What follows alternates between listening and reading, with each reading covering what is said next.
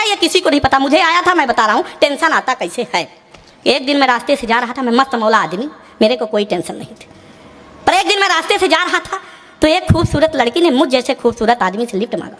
मेरे लिए तो यही टेंशन की बात थी, पर मैं बहुत अच्छा आदमी, मैंने उसे लिफ्ट दिया। भाई साहब कुछ दूर जाने के बाद उसे चक्कर आने लगे, मुझे और टेंशन हो गई। मैं उसे सीधे हॉस्पिटल लेके पहुंचा। 10 मिनट बाद डॉक्टर आया, बोला बधाई हो भाई आप बाप बनने वाले। मुझे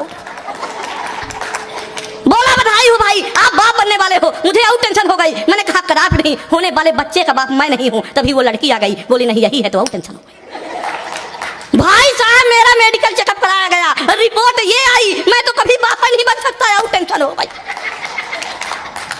भाई साहब फिर मुझे ख्याल आया घर में मेरे 2 बच्चे, वो किसके, और टेंशन हो। इतने में मोहन भैया का फोन आया, बोले बेटा तुझे इतनी टेंशन है तो मेरे इधर आ। मैं इनके घर पहुंचने ही वाला था कि एक छोटे से बच्चे से पूछा मोहन जी के घर जानते हो? बोला हाँ यही बगल वाला, जहां से मियाँ बीवी की लड़ने की आवाज आ रही।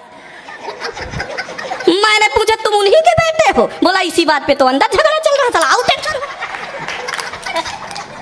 हाँ टेंशन समाप्त नहीं हो रही थी। 1 हफ्ते बाद मेरे को फोन लगाया वो, बोला अंकल पापा आपके साथ रहते हैं, इनको मना कर दीजिए। मैंने कहा काहे के लिए? बोले आजकल पापा नाखून चबाते हैं। मैंने कहा ये कौन सी बुरी बात है, अपने हाथ का नाखून दादा कौन नहीं चबाता? वो बोला अरे अंकल हाथ का नहीं पैर का चबाते हैं।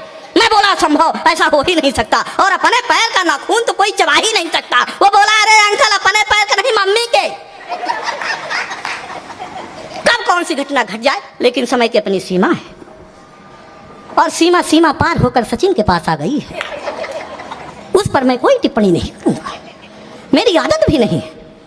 पर दादा 4 पंक्तियां निवेदन करता, आज की ये युवा पीढ़ी किधर जा रही है। हालांकि मैं भी बहुत बड़ा प्रेमी हूं, लेकिन जब मैं प्रेम किया तो मेरे साथ घटनाएं घट गई। पटरी सी थी मेरी जिंदगी, वो रेल कर गई। देखते ही देखते क्या खेल कर गई। अब मैंने उसे लव यू वाला मेल क्या किया, वो ब्लैक देख करके ब्लैकमेल कर गई।